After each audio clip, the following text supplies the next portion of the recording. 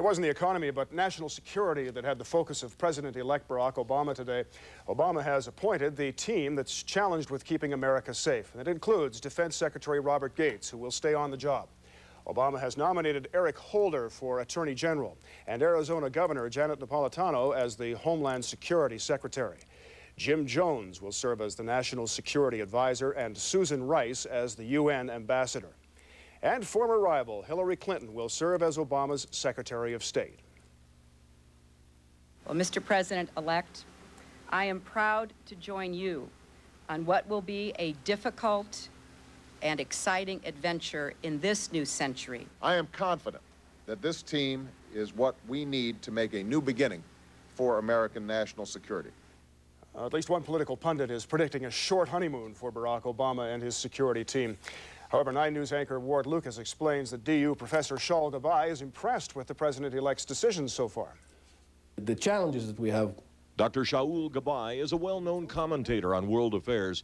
He's a DU professor of international studies. Imminent challenges, but also opportunities.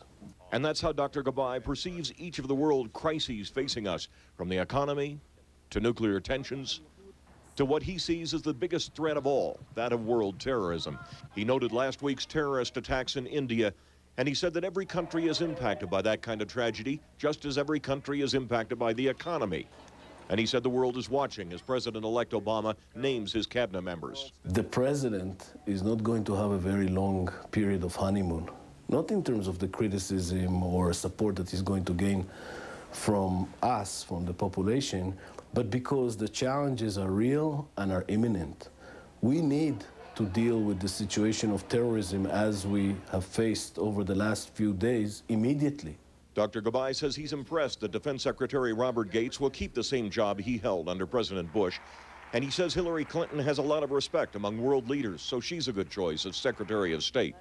Gabbay adds that the cabinet choices will give the new president a good range of opinions on how best to deal with world crises. So you don't see a bad choice yet? I don't see a bad choice here. I think that one of the most important parts that we learn from international crisis is that you need to have a team of professionals and with different opinions. This is Ward Lucas, 9 News.